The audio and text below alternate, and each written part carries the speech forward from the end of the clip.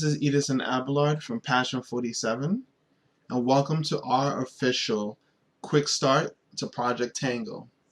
Now, we've been using Project Tango here at Passion 47 for probably 6-7 months. Then we first got it in November or December of last year, and we didn't know what it did. We saw some videos and thought that, you know what, maybe we can kind of put our heads together and do some really cool stuff with it. And we've been pretty much trying to break it since then. Most of our projects are pushing the memory to the limit. 200 meg is pretty normal, and I know that's right at the edge. But we've been doing that. 15 frames per second is nice. Once again, there's a lot of things in Unity that you can't just optimize for mobile with the Tango, and those are things that we'll get into later on. But we've just been literally playing with it and just having fun. Worry about those limitations later, because we know there's another generation that's supposed to be twice or even 4 times as fast as the current one. So those limitations will eventually drop. So we probably won't even have to optimize that much anyways. But we wanted to share. We found out there was very little information online. I know we have Google Plus, we have Stack Overflow, but there's just very little information. And so we wanted to introduce the Project Tango to people who are just getting started, and also just to share with the community, share our experience, and maybe in sharing it, some other people will be able to share, write up some posts, do some videos, and together we can start helping each other solve the problems that we have with the Tango. Now, if you're coming in from either Java or C, stay with us. I promise you, you don't need to know Unity in order to understand what we're talking about. One of the great benefits is that we actually share the same library. So when we talk about different classes and structs and data formats, it's actually going to be the same exact thing that you're using in your stacks. Although it's going to be applied within Unity, you'll still be able to get some feedback, kind of see how things are going. But more importantly, you'll get the actual core technology. You'll get a lot of the examples that we're doing and how we're using some of the pillars of the Tango device that that we've all kind of struggled learning about and trying to understand it. And so please, if you're one of the other developers, stay with us and have some fun. For everybody with Unity, you're definitely going to need Unity. I'm not going to go into downloading and on their website and go through all that, but you will need to use Unity.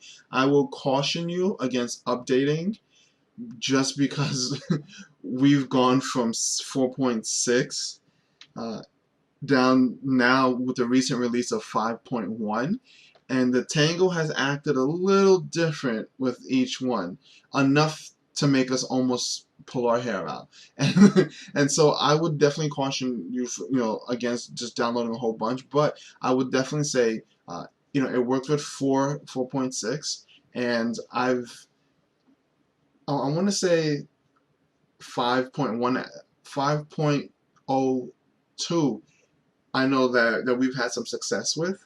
5.1, we're still playing with it. We had the last release candidate, and that one was, once again, a little iffy with some of the things. Let's first talk about the Project Tango device and what kicks off that relationship. So the Project Tango device, once you get it, you'll actually get a few updates. And a few months ago, early on in I would say January, February, I believe there was a switch over to how the Tango was actually being managed with the Unity SDK. And so what you'll end up getting is you'll get a core update, an over-the-air update to your device, which you should get if you're just kicking it on. Maybe it'll come installed, but if it's not and it's just factory, then you'll get that update, and you'll also get a play update. Now, it's very important that you understand that your SDK version needs to match what's on the device. If you try to use, let's say for right now, Nash is the current one. Let's say you don't have the Nash version on your device, but you have the Nash SDK. There are going to be some some issues that are going to happen. Things won't work, things will break, and so you want to make sure that you have the same exact versions on both your device as well as your SDK. So once you have all that downloaded and you're ready to jump in on your Tango, the next thing that you're going to want to do is actually come here and get the Android SDK. So the Android SDK will allow Unity to communicate with the device itself and do the build process. What you're going to want to do is actually get this standalone SDK, click on this, go through this whole process and actually download it. And when you download it, what you'll get is this. So the way the SDK works is and this is just the Android SDK.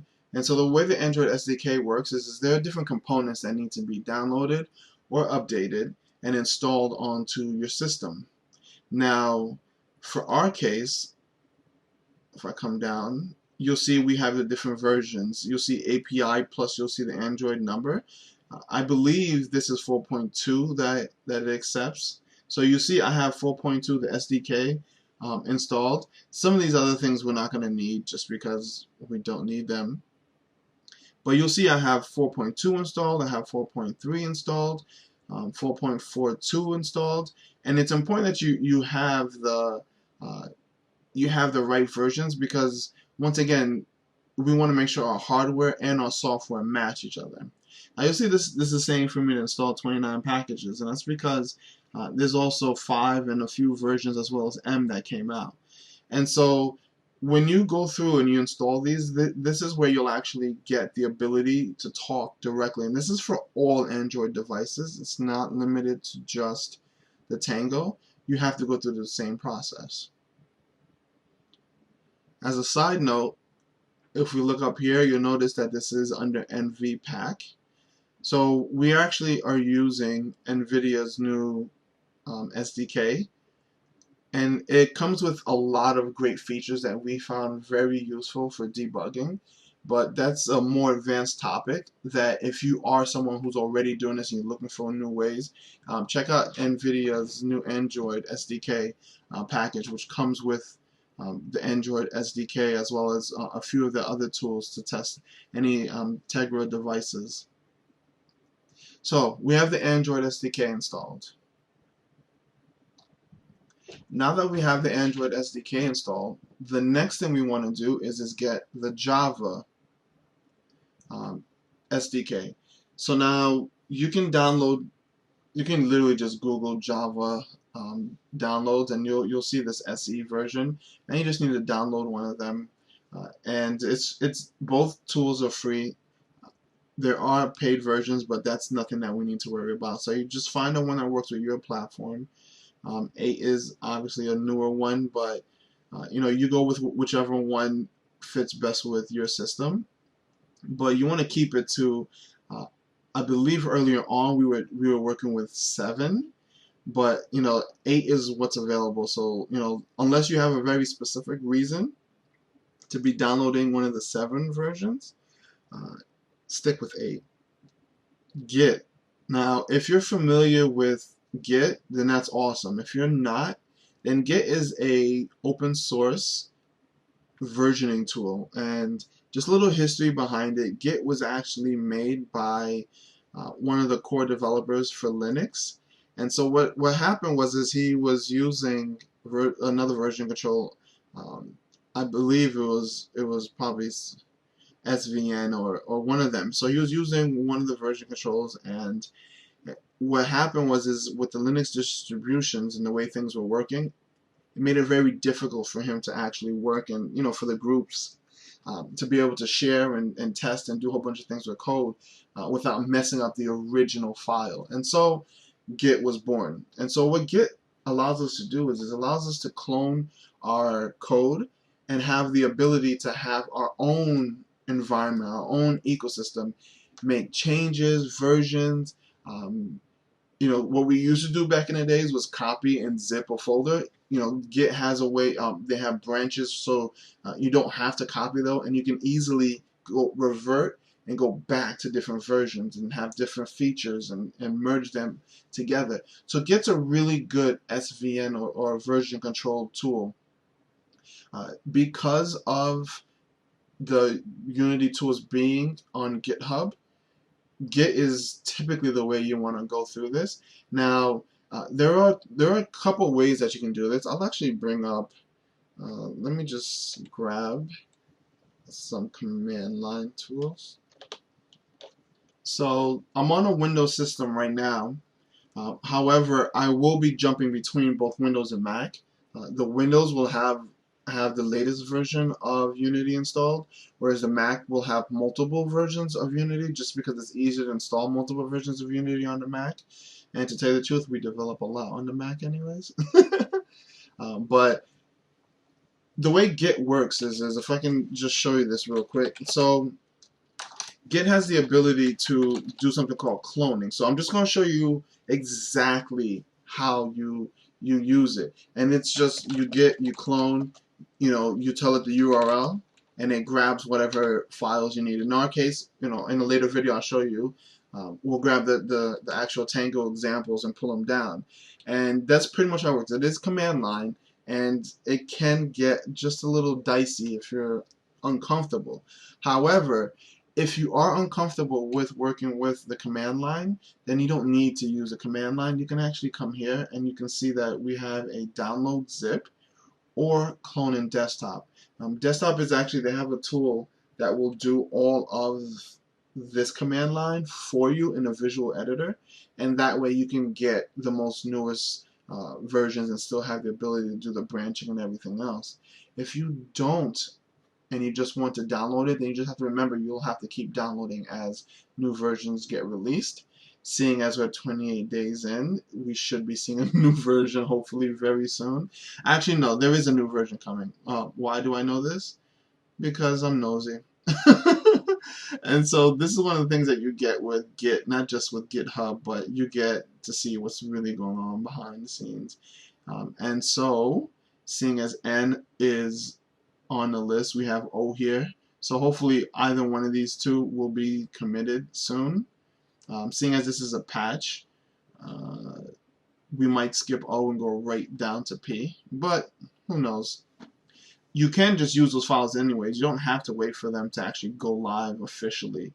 You can pull them down, but remember, SDK needs to match your hardware. So that's the files that you need: installing Android, installing the Java, installing Git and using Git, or if you don't have Git or you don't want to use command line, then you can just easily just download it. That's all you're going to need to get started. Now I'm going to caution you, when it comes to getting the source code, it needs to come from GitHub. That's where it's being stored.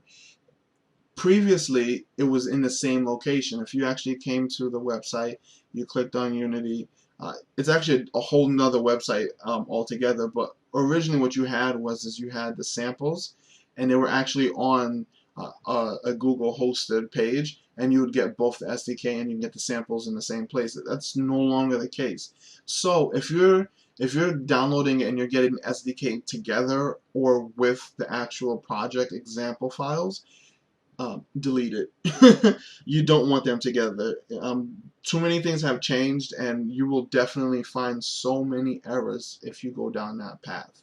So get it from GitHub directly. Every time a new release comes out, emails will go through, plus will buzz.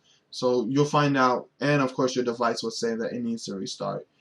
So you'll find out when a new release comes, and when that happens, you just come here, download it, or use Git and clone it.